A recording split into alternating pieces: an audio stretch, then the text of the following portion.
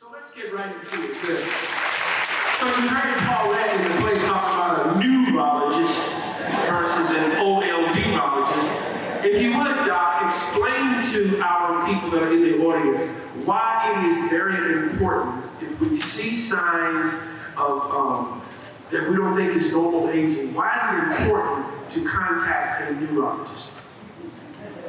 I'll go first. Okay. So as you know, these diseases happen not overnight. So it takes time to build. And if you recognize that there is a change in your memory or in your health, like heart health, those are little clues your body is trying to express to you that you need to go see doctors. And finding out earlier gives us a better opportunity to treat these diseases better and prevent in the long run and make you go through the aging healthier. Yeah, in neurology, we classically say time is brain. Time is brain. There's two muscles or two organs, two things that don't heal well once they're damaged. One is the heart, and the other is the brain. Let's repeat that. I want to make sure we get everything that's being said. There are two muscles that don't heal well. They are? One is the heart, and one is the brain. They have very limited capabilities of regenerating. And that's why heart attacks can be so devastating. That's why strokes can be so devastating. So whenever you see a neurological condition, you need to really think about time is brain and get that evaluated immediately.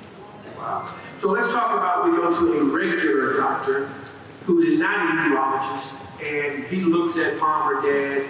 And so how do we differentiate between the regular doctor when it's time to go see a neurologist? Because I want to make sure that we're giving our people the correct information about how to handle that. Because a regular doctor who's not a neurologist may not be able to see the things that mom or dad's going through. So how do we handle that? So primary care is very essential in our practice. Unfortunately, we have not many neurologists that can cover primary needs. So we work with primary care a lot. And if you have those signs that you express, I think is the first thing you could do is going to primary care is very valuable. So if you're not, usually like we were supposed to be contacted after your primary care scene. So if you have experienced these, and if you can't really reach to your primary care, you can always ask, the other doctors to communicate with the neurologist. But so as you know, the memory is something that we always work with, and you can ask your other doctors to refer you to neurologists. But knowing it that you have memory problems, that should actually trigger you to communicate either primary care or ask them to refer you to neurologists. Okay, but it is very essential that you express your needs or your complaints in primary care. And the primary care has regular checkups, yearly checkups that should cover some of our measures, and they will catch when you don't really know what's going on, or if the symptoms that you're having is a problem. So the communication is very important, and detecting those early very important, and expressing those to your primary care is very important. Yeah, I second Dr. Coskun. I tell my family all the time, when they go to the physician, I want them to be their biggest advocate, because regardless of how many years we've gone to school, we do not know you all's body, you all's circumstances as well as you do. And so when you go to the physician, I want you all to feel empowered to say, no, this is what's going on. Do you think this is a time for us to see a neurologist? And hopefully your physician is willing to hear you all out, willing to work with you. And if they're not, maybe it's time for you to get a second opinion so you can advocate best for your family members and for yourself. So let's talk about this in terms of sometimes we have to look at mama and daddy as our children. When you take your children to go see their teacher, and your teacher tells you what your child is doing in their classroom, your eyes are open. But when you take mama to the doctor, and the doctor asks mama, is anything wrong? Mama will say, no, I'm fine. Nothing wrong with me. And so docs, I want to talk about how important it is for primary caregivers to take notes of the things that they're noticing before they get to the doctor, and if they can, how they get that information to the doctor prior to, or have that conversation, because a lot of times it's hard for us to stand in the presence of our mother and father, and mom and father say they're wrong in front of the doctor, and the doctor doesn't know. So don't put the doctor in a situation where he's trying to figure out who's telling the truth, the son or the dad. So what information would you give them? How to be best prepared to take loved one to the doctor with this information? Garrett, you said perfectly, like, our experience usually when you guys come to see us, or like, your loved ones, your mother or father comes to us, they usually think that it's normal. Everything is like, possibly related to aging. So it is very, very important that you keep notes, you would be advocate for, like, that what they are going through. And also, I think it's, I find it, if you come with your the loved ones into the visits, that is a huge information for us to help your mother or father or your aunt or uncle. So, and I agree, like keeping notes or like any valuable information that you notice, and be open to what other people think about how your parents are doing as well. So sometimes if you're living with your father and the mother, you normally recognize it's probably normal process, but just keep an eye on what other people think. And if they give you little clues that are worried, I think you should just take that in consideration. Even if you have a doubt, at least you bring it up to us so that we can check on. In addition to everything Dr. Coskun said, I think it's really important to understand that if someone comes to the doctor and they're downplaying symptoms, especially in our community, I don't think that just comes from nowhere.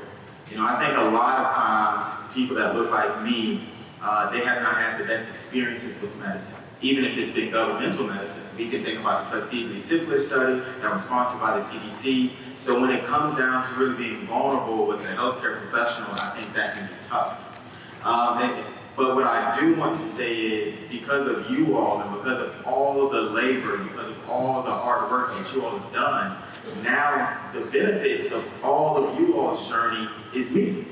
And so now you can trust more so that, hey, yeah, we raised them, hey, yeah, we coached them, hey, yeah. So now when we're saying something, it's only out of your best interest. So yes, come prepared, yes, be vulnerable, be open, because it's because of you all that we can move the needle forward. So stop putting so much pressure on the doctors. And what I mean by that, dropping mom off, all right, tell me what's going on. And they looking at mama for the first time ever in life.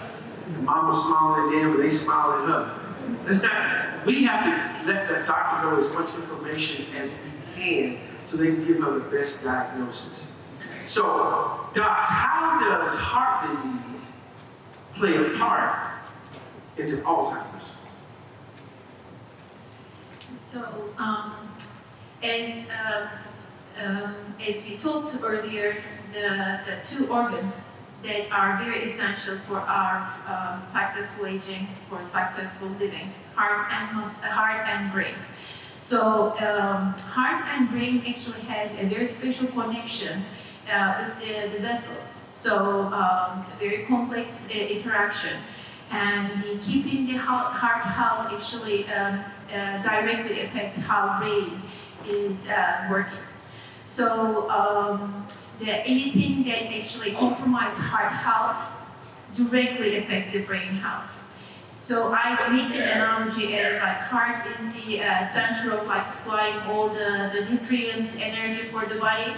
But the brain is eventually actually, master operator, so that it is being fed well to operate the rest of the organs. So the heart health is very essential for brain health. And some specific things about heart health that we want to consider is your sugar, or do you have diabetes? Trying to keep your glucose less than 100. Is your blood pressure, and really focusing on that top number, trying to keep that around 120. Your cholesterol, the bad cholesterol, the LDL, that lying cholesterol, trying to keep that less than 100. And then also, we like to say smoking is one of the risks, is one of the things that people do that increases your risk of all-cause mortality.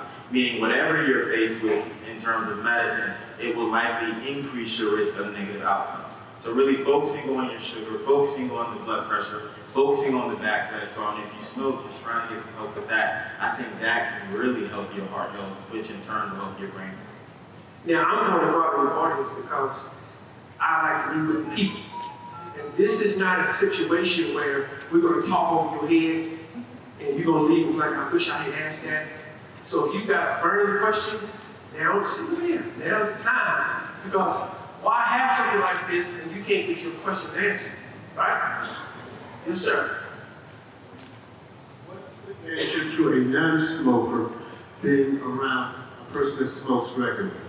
What's the danger of a non-smoker being around a person that smokes regularly? That's a very good question. So you can have primary smoke exposure and then what we call secondary smoke exposure. So the person who doesn't smoke, who's ingesting, who is just as affected by it. And so it's not without its consequences. You still too will be at risk because of the situation, or whoever will still be at risk because of the situation. The close contact, the inhalation of it still can have some very damaging effects. I think hypertension is one to mention, and I say that because my husband wasn't taking his blood pressure medicine, right, which affected his heart, which affected his brain. He's fine now, but we've had quite a month, so. The question is hypertension. Where does that play into this conversation? If someone has hypertension. So it's a very good question, and we listed hypertension as the biggest risk factor for heart health. So normally the blood pressure is supposed to be around 120s, as we mentioned. Unfortunately, with age, the blood pressure, even you take care of yourself, it's bound to get higher.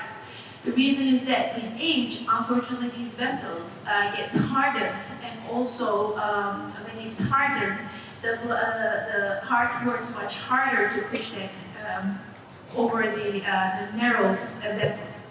So the blood pressure increases with other factors, as you mentioned, the smoking has affected the vessels to become hardened, and then it increases the pressure. So when it's increased the pressure, the heart does pump against that pressure, and then the blood flow to the brain actually gets much lesser, compromised. So when it's compromised, getting less amount of pressure, oxygen in the brain is going to affect in long term how these very specialized cells in the brain, how they are working. So keeping the blood pressure lesser is going to improve the brain oxygenization. Eventually, they help brain to the keep its connections well intact. So the higher blood pressure actually affects the brain by supplying lesser oxygen. Before I pass the mic, I have a question on behalf of people.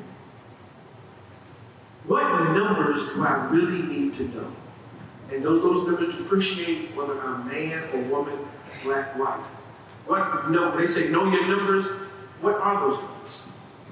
Yeah, so for blood pressure, which I think is critically important, because I've seen people's blood pressures go through the roof and then they come to the emergency department with massive brain bleeds and they don't make it.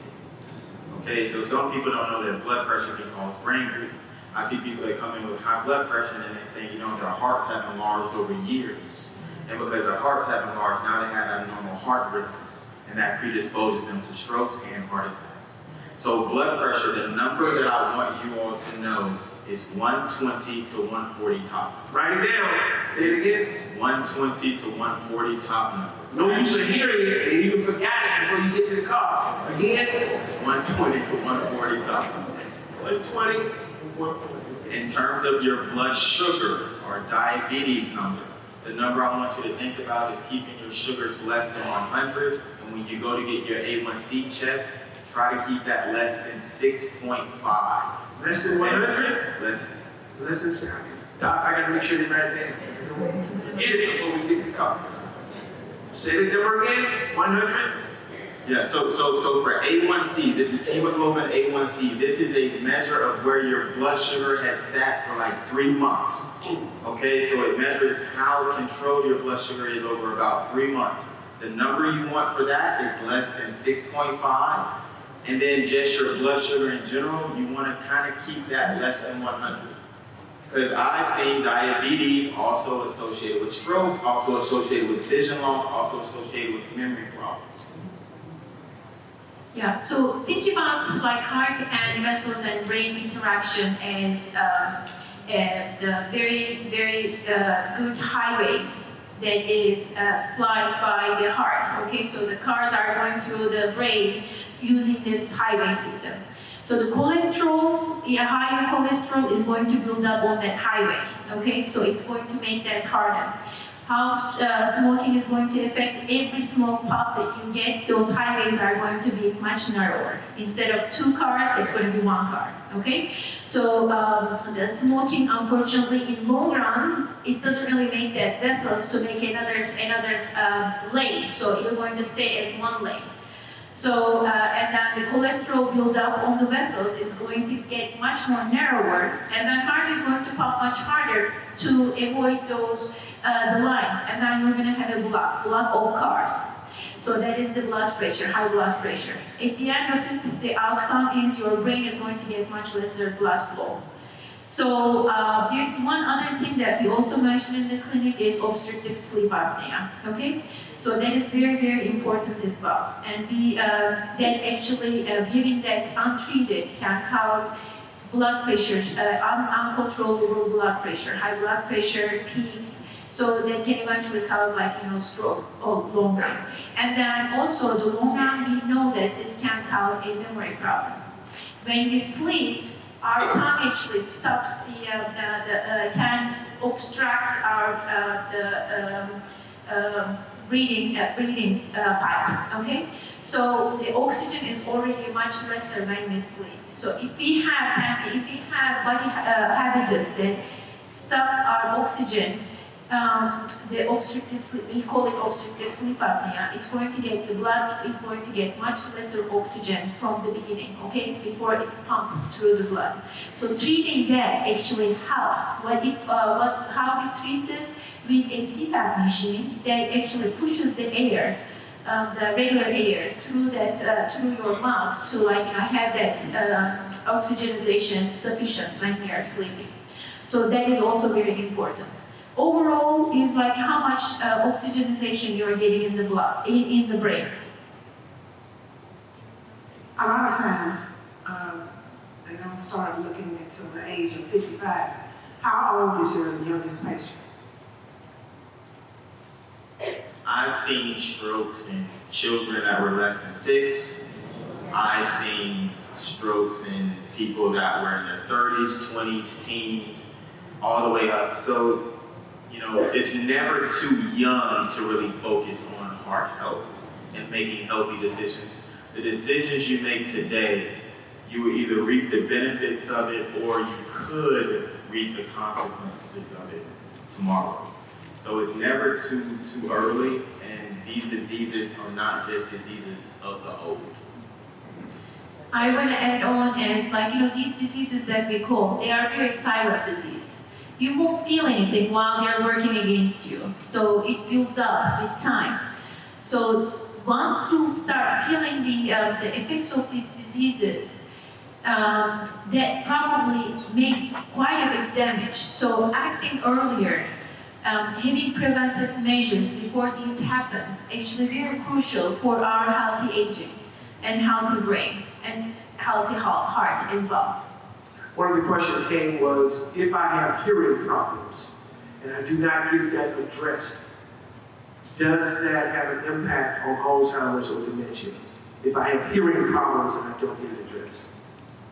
Yes, so we know that a lot of modifiable risk factors for Alzheimer's disease. As you mentioned, the hearing is actually one of the risk factors for Alzheimer's disease. If you don't really hear well, you don't really understand. Eventually, the brain sensation of these input that you are getting is much lesser. So the brain really helps having sensory input so that it acts like anything that you supply with good sensory feedback to the brain actually makes brain happier.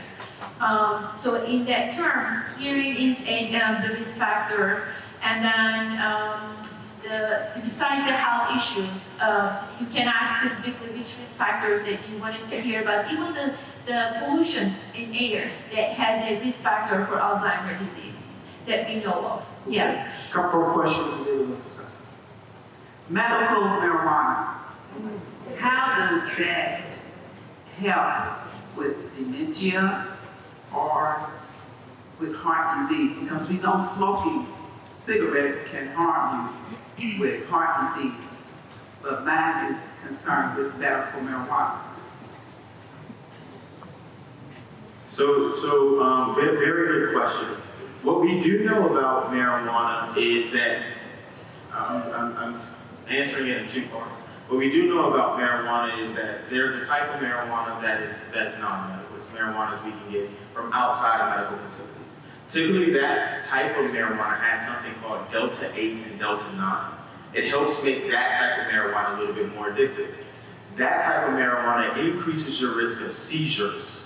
And some seizures can lead to something called sudden unexpected death in epilepsy patients. So it can lead to sudden onset death. So we typically tell people, regardless of what you're seeing on the internet, I really try to encourage against that marijuana. There are some marijuanas that's made in a lab for specific purposes. We know the exact amount of ingredients, this exact amount of solution, and that has some good data, especially in terms of epilepsy and brain health. However, most marijuana, it is actually doing more harm than good.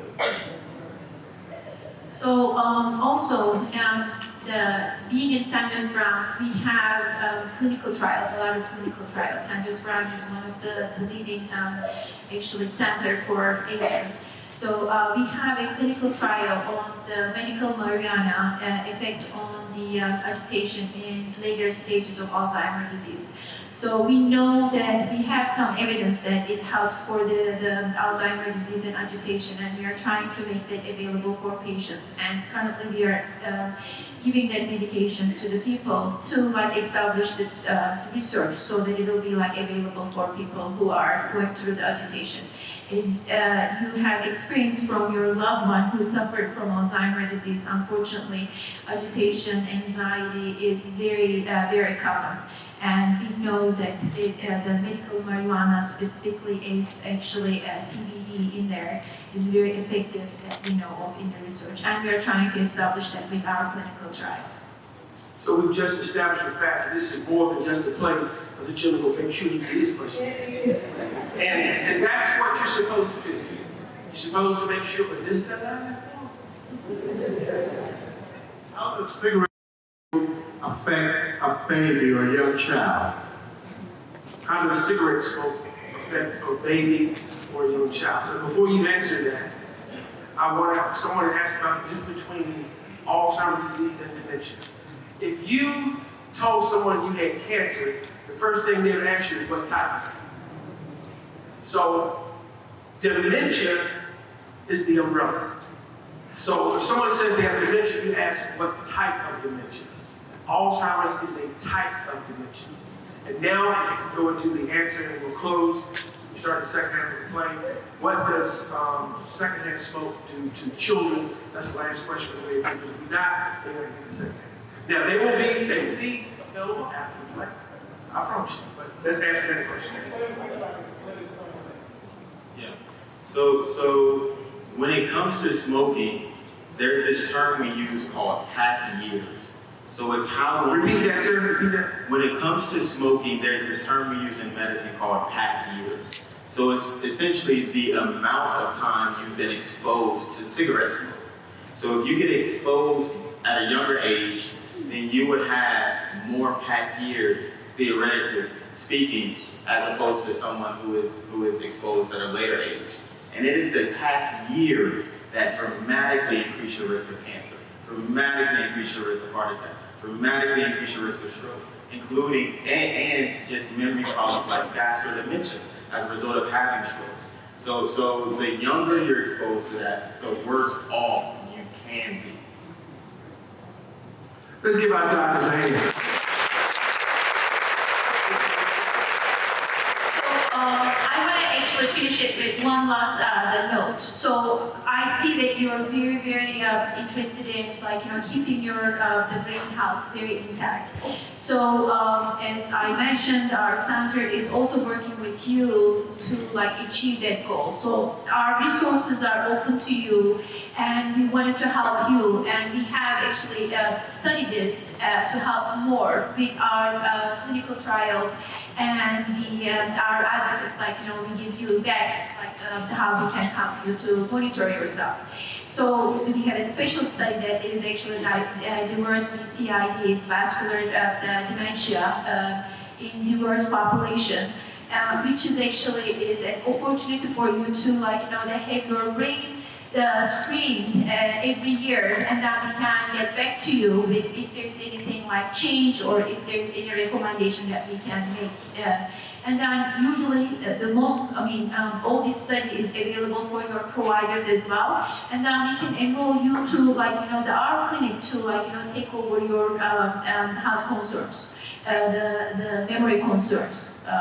So please use our facility for your own good, so that we can prevent you get older, but we will help you stay healthy. Let's give our doctors a hand. I appreciate you guys being engaged. A lot of times people just sit and look and don't say nothing. And that's why I wanted to make sure that you spoke up, your voice was heard. And so make sure you go by the Saturday table before you leave to get any information, so you can be equipped when you begin to share this information with your family and friends.